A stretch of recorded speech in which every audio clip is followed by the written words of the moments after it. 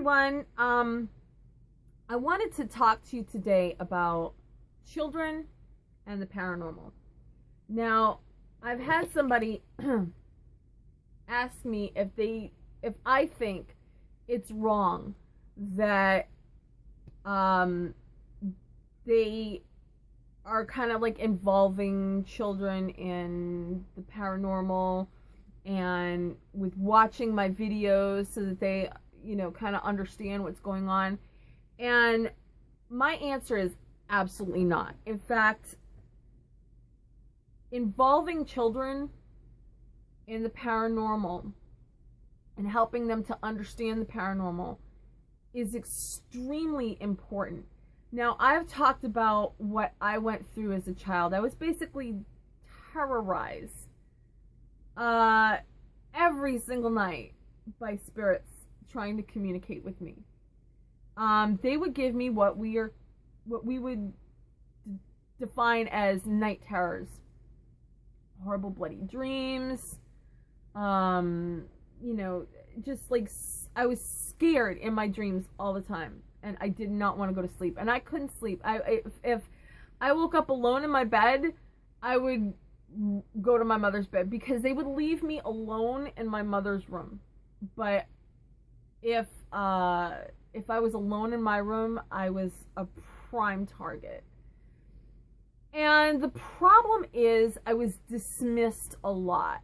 I would have very specific details that no 5-year-old could have. And yet I was told, oh, you must have seen it on TV.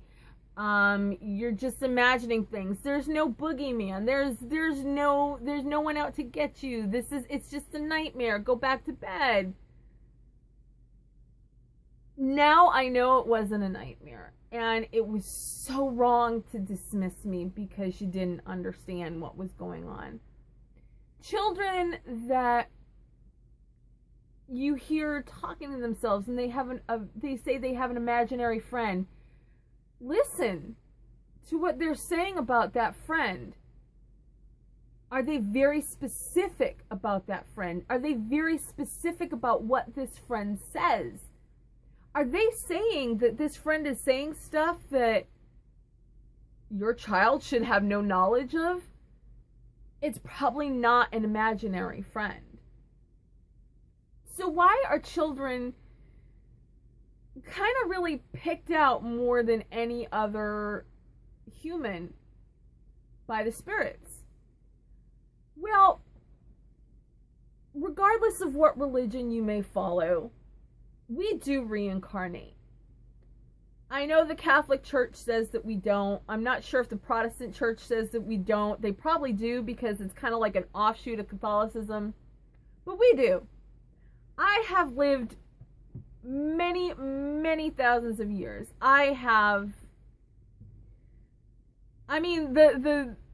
sure I've lived longer than what I can remember. But the earliest thing, and here's another clue. If you feel drawn to a certain period of time, it's probably because you are having some kind of soul recall. You just don't know why. It's because your soul lived during that time. And it has a fondness. And it has a memory of that time. But because you're so locked in, the longer you're here, the more you're locked into this world. And it makes it a lot harder to remember past events. When you are a child, you are closer to the point where you reincarnated. And your soul still has the ability to recall all of your past lives. Because once you actually leave your physical manifestation here, you will have recall of everything. Of all of your past lives. Of all of the knowledge that you have attained through those past lives. So, we as children are more open because we are not mired down. We as children, we don't think that certain things aren't possible. Our minds are still open to everything. And we are able to, as children, see things, hear things, sometimes do things that our minds as adults tell us is not true, is not there, is not real. We can't do. Because that's what's been drilled into us. Ghosts don't exist, fairies don't exist, the boogeyman isn't real. That's what's been drilled into us year after year after year.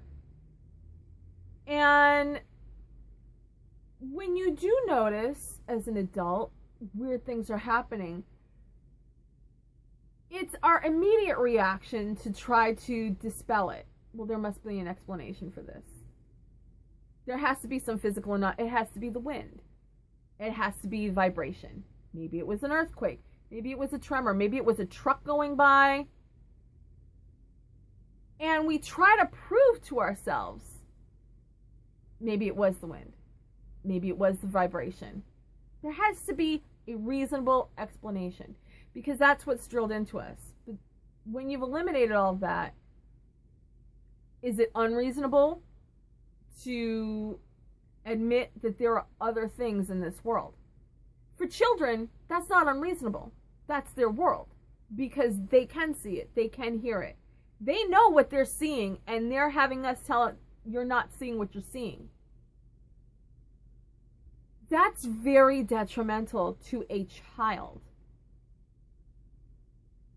And I know that there are still adults that are going to say there are no such thing as spirits. There are, it's the imagination. It's the childlike whimsy. But sometimes it's not. And if you treat it that way, it could be extremely damaging to a child. Because you're telling them that what they know is real isn't real. I mean, think about all those movies where, like, you're, like, in, what was it? The Leonardo one? It wasn't called Perception. I forgot what it was called. But, you know, when you're in the dream state and you don't know what's real and he had the spinning top.